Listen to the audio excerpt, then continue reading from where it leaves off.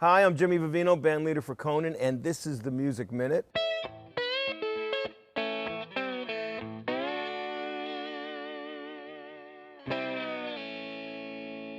What do you recall being the first music that hit you? I grew up watching musicals, so The Sound of Music and The Wizard of Oz and all the old black and white Fred Astaire, Ginger Rogers movies. I didn't really grow up with pop music. My father listened to classical music and the Beatles, and that was basically it. Our classical music. The Yes. Beatles. Yes. So you got a really pretty rich sense of harmony right on. Oh yeah. Right away. I would always sing. I remember my friends would get on me, in the car, driving around, and I would never sing the melody. I always sing the harmony to everything. And I just loved Judy Garland as my all-time idol.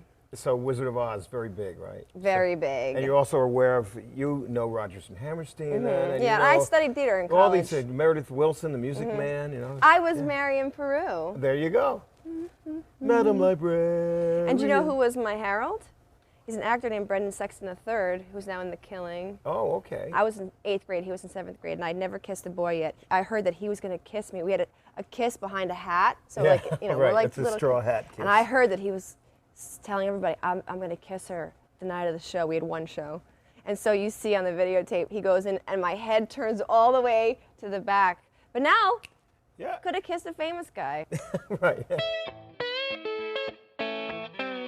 My father plays piano, and so there's a piano in our house, and I was always kind of banging around as a 3-year-old, 4-year-old, and so my parents were like, she's a genius. We're going to put her in piano lessons. And I didn't want to do it, and I said, you can put me in front of a piano, but I'm not going to play it. And I took lessons for 10 years, and I liked it, but I never loved the structure of it, and the reading of the music, and my teacher would play the piece, and I would kind of sort of sight read and sort of do it by memory, and then I would go home and just memorize the way it sounded, and I never read the music again. Well, that's the rock and roll part of you. Yeah. That came out anyway. Do you find if you write on guitar or piano that there's a different... Interesting you say that, because I was trained on piano, I played piano, and I kind of hit a standstill, and I taught myself how to play a few chords on the guitar, and then all these songs came out. I don't even want to know what chords I'm playing. I don't want to know anything. Nothing in the way.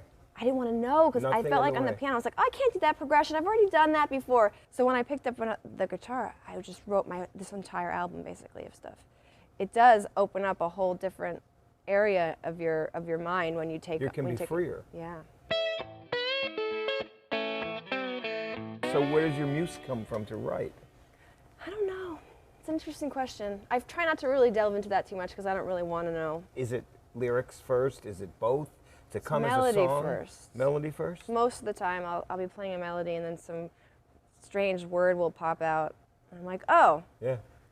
Okay, that's interesting. Where'd that come from? And then I kind of build around it. Once in a while I'll write prose, I'll write a poem or something, and I'll make that work into a melody. But for the most part, it's the melody drives everything, and the words kind of pop out here and there, and then I craft around that.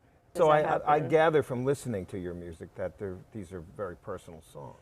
Yeah, there are things that have happened to me that I've thought of, that I've made up. I mean, it's just whatever's in my brain. So there's some screenwriting too? Oh yeah, not everything is exactly from my personal diaries, but I think in a way, if I'm writing about it, it's in there somewhere. Whether I've dreamt it or someone's told me a story that's happened in their life and I absorbed those feelings. Sometimes you tell a story and then you realize it's not even your story. Yeah. Like, oh wait, that didn't happen to me. As listeners, we put ourselves into your songs. Oh, we all do that. I do that with everyone. Oh, you wrote that song about me. Yeah, well, and even John Lennon always says that wasn't what it was about at all. Or Bob Dylan says, you think you know me, but you know my songs, you don't know me. I think the beauty of music and of art is that it can be whatever you want it to be. And that's what I love about it. Once I create it, it's out there. It's not for me. I didn't write the song for myself, so I could sit at home and listen to myself. Yeah.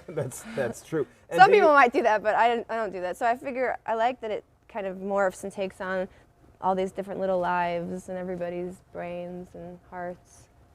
Pleasure. Oh, thank you so much. And I did notice one thing, when you're really getting into it, your left leg goes up. Oh, does it? That's kind of like a it's kind of like fire hydrant move. It's your thing. It's your wow. thing. You don't know now it. I'm going to notice Don't it. be conscious of it. That's all right. And I'm relax. sure a lot of things happen when I sing. I've watched myself and it's hard. It's because strange faces are made. My thanks to Ingrid Michaelson for stopping by. Her new album, Human Again, is available in stores and on iTunes. I'm Jimmy Vivino, and we'll see you next time on The Music Minute.